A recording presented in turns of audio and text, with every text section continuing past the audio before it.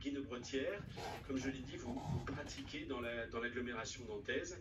Et comment une gynéco-obstétricienne comme vous est arrivée à pratiquer ces réparations chirurgicales des mutilations sexuelles féminines? Pourquoi ce choix?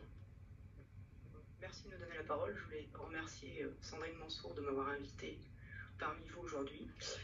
Alors comment? Eh bien, en fait, c'est une rencontre. C'est en 2013, une jeune femme qui s'appelle Kumba, qui est venue me consulter pour une réparation, et j'étais démunie. En fait, je n'avais pas su quoi faire, je ne savais pas quoi lui dire sur le moment. Voilà, c'était une rencontre, une première rencontre avec cette mutilation, enfin en direct, je veux dire. Je me suis rapprochée d'un de mes confrères angevin, Sébastien Mazou, qui pratique énormément de réparation. Et il a réparé. Je suis allée avec lui pour voir la réparation. Depuis, je suis toujours Kumba. Je la suivais auparavant. Je l'avais vue une première fois. Et l'histoire de la mutilation n'était pas encore venue sur la table, si j'ose dire. Et puis ensuite, j'ai eu envie d'apprendre. J'ai eu envie de comprendre. J'ai eu envie d'aller vers les femmes mutilées.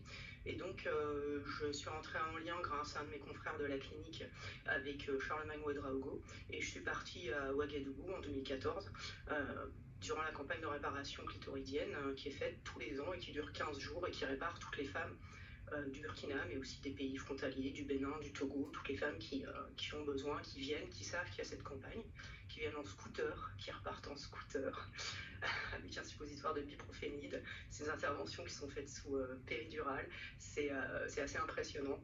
Et voilà, c'est très émouvant voilà, je ne peux que saluer le travail de ces hommes. Ensuite, je suis revenue et voilà, je me suis dit que j'allais prendre ma part, poser ma pierre, prendre ma part de ce travail et aider les femmes dans ma petite mesure, à mon petit niveau. Et c'est ce que je fais depuis 2014. Voilà, et petit à petit, cette activité se développe et petit à petit, par le bouche à oreille, les femmes viennent me voir. Merci Sandrine. Est-ce que vous pourriez nous présenter pour le grand public, quand on parle de réparation chirurgicale, de quoi parle-t-on? Comment ça...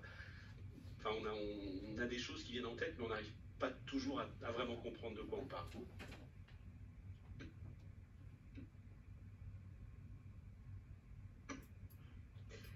La réparation chirurgicale, en fait, comme Reda Adem l'a dit, c'est juste un élément en fin de compte de l'iceberg, et c'est aussi le mot qu'on pourrait utiliser pour le clitoris. Donc ce qui a été coupé, c'est juste une petite partie de l'iceberg, c'est-à-dire que dessous chemine le reste du clitoris qui fait 10 cm.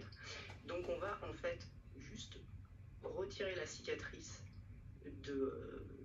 persistante, et ensuite on va de part et d'autre du clitoris restant aborder la symphyse jusqu'à arriver jusqu'à ce clitoris et le redescendre au-dessus de l'urètre pour qu'il apparaisse à ce moment-là. Et donc ensuite, il y a un suivi post-opératoire qui est vraiment très important et qui est très long. Donc il faut bien que les femmes soient au courant que ensuite l'intervention qui a lieu en ovulatoire, qui est assez simple, n'est pas terminée à ce moment-là.